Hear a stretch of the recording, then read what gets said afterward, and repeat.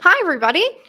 Welcome to the monthly threat brief, the SIG download. We'll give it just a couple of minutes here, make sure everybody can join, and then we'll get started.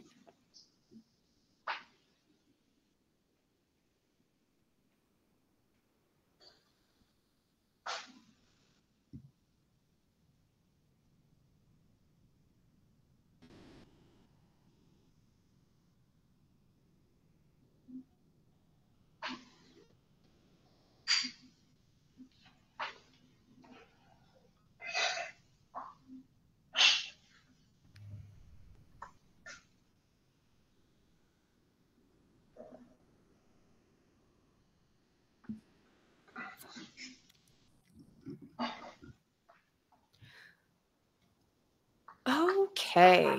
All right. Hi, everybody. Good morning, good afternoon, good evening, wherever you are. Thank you for joining us on our inaugural episode of the monthly threat brief, the SIG download. I am Trisha Howard, aka Trisha Kicks Sass, and today only aka as a threat actor. I am so excited to be here with you. Happy Halloween, and thank you for spending part of it with us. I am so excited to introduce Grace Wang, who is joining us on our inaugural episode. Grace, do you want to say hi? Tell us a little bit about yourself and what you do. Yes, hi everybody. I'm Grace. I'm a senior data science manager at Akamai. My team work on security products providing DNS server-based protection and microsegmentation services.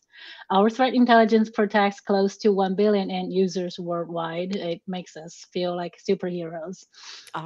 And you are. You absolutely are. So thank you so much, Grace. We're super excited to have you.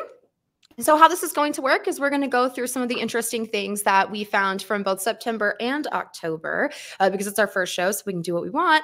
And then we will let you know what's going on. So thank you, everybody, for joining again. I'm going to kick it off with actually something that Grace and I got to work together on, which was what turned into a multi-pronged phishing campaign that was quite sophisticated. So when I was thinking about the show, there were two words that came to mind. Well, I guess technically three: social engineering September and obfuscation October. So that's kind of what we're going to hit on today. The things that we saw over the past 2 months were super heavy in social engineering and had some really interesting obfuscation techniques, some of which that we had not seen before. So the very first one that I want to talk to that goes in between September and October is the hospitality info stealer campaign that was first reported on by a Perception Point. This was a pretty sophisticated social engineering multi-touch campaign where the threat actors, yes, that will happen every time, was actually corresponding with the hotel employees multiple times before actually kicking them to a Google Drive link that actually downloaded and executed the info stealer. This was the first part of the campaign, again, first reported on by Perception Point. And then Akamai researchers came in and discovered that there was actually a second leg to that, and it was targeting the guests themselves. So once the threat actor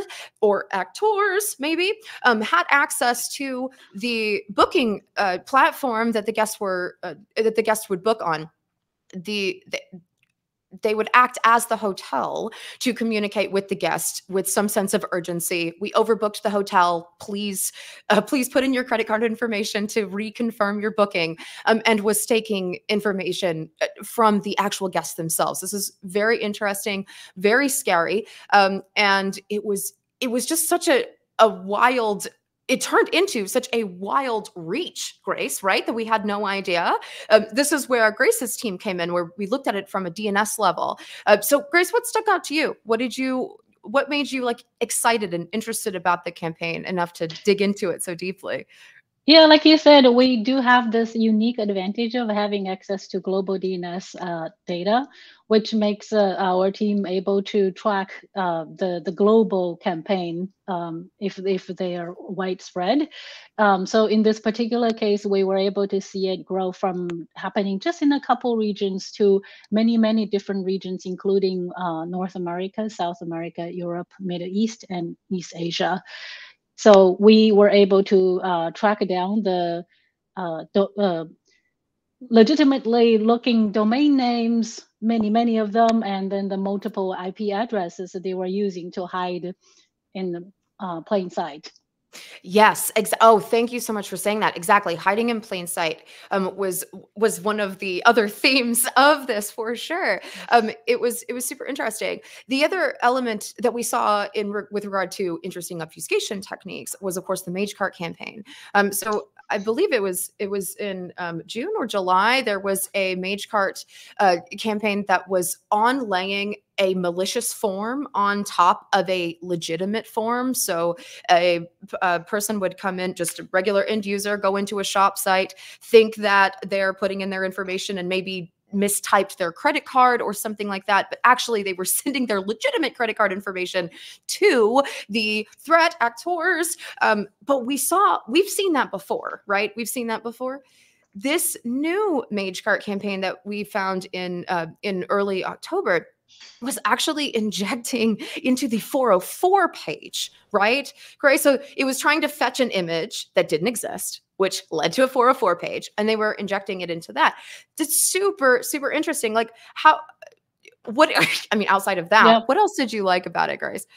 Yeah, it's just like such a mischievous but clever move to so clever. Exfiltrate, steal the information, right? Like you said, the fake form to collect the sensitive data was seen before, because probably it was difficult to exfiltrate the data from the original form.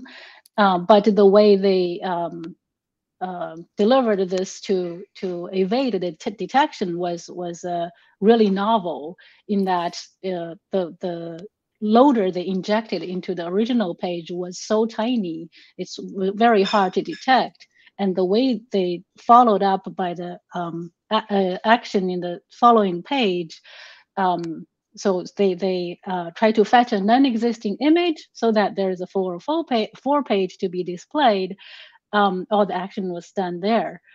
Nobody would think to check from there. So yeah, the very, very clever.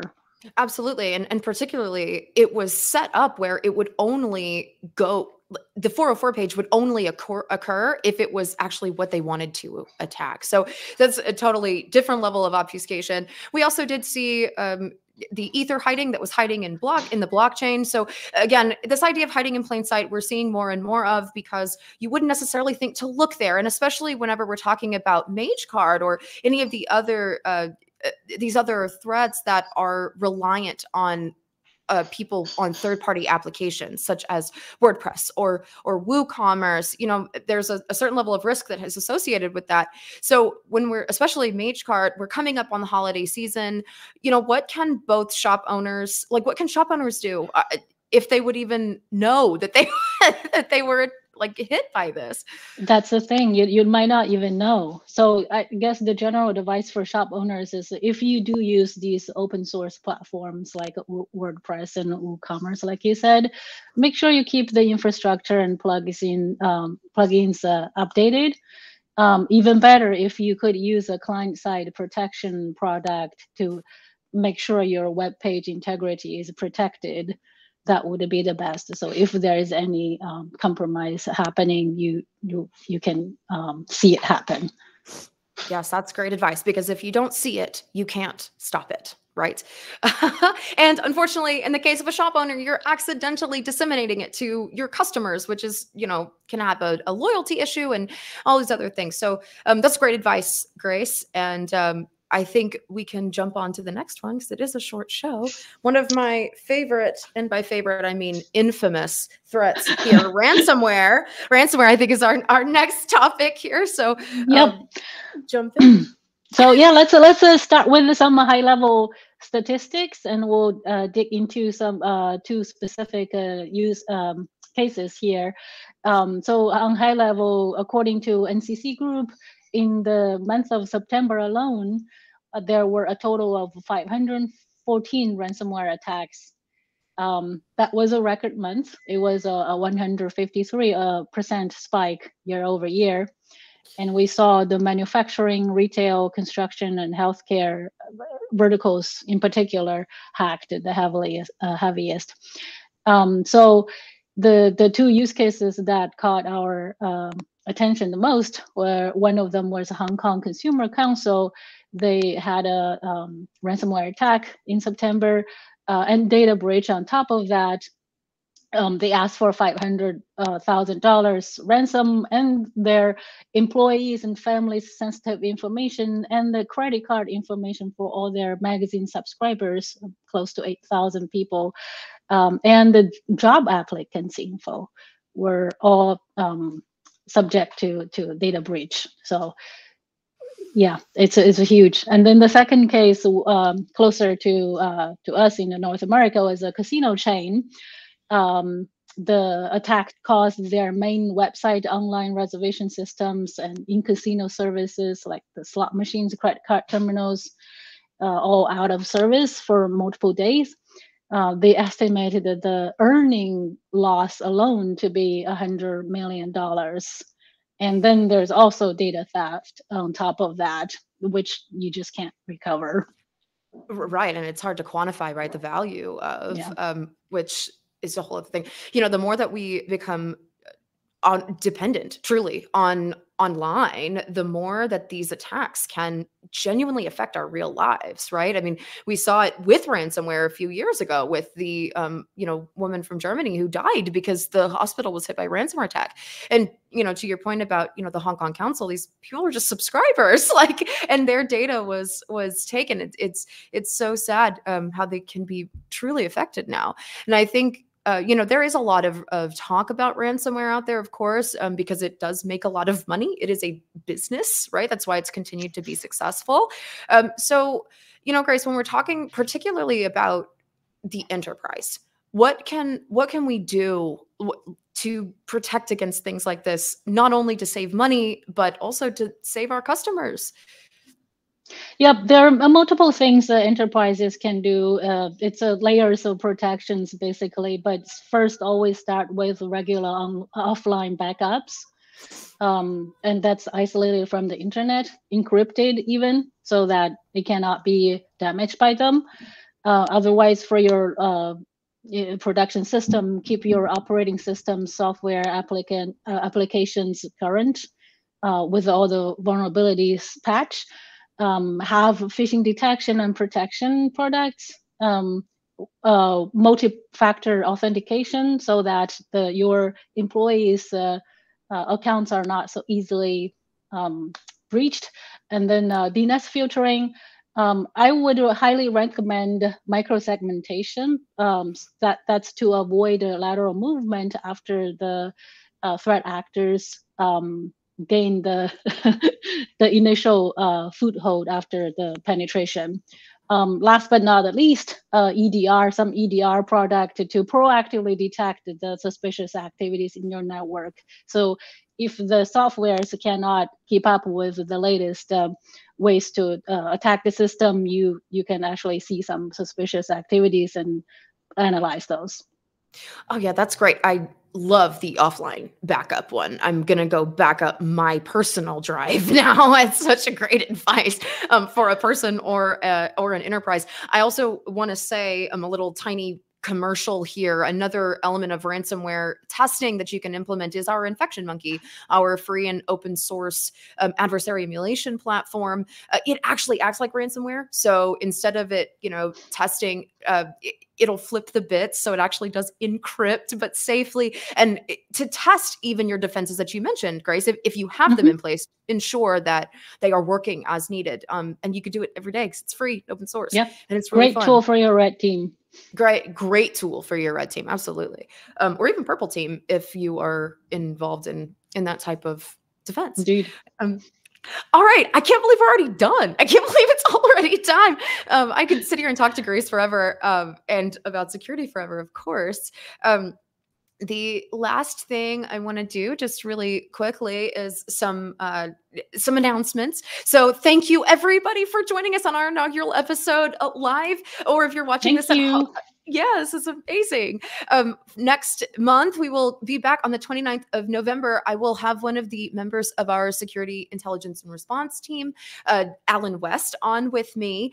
And there will be links to the pieces that we discussed in in the show notes here. And of course, please come check us out on Twitter. That is the easiest way to find out what is happening new here at Akamai Security Intelligence Group. And if you have any ideas specifically for this show, please send them in to brighttalk@akamai.com, and we'll see what we can do. Thank you, everybody. And I hope you smiled today. Bye. Thank you. Bye-bye.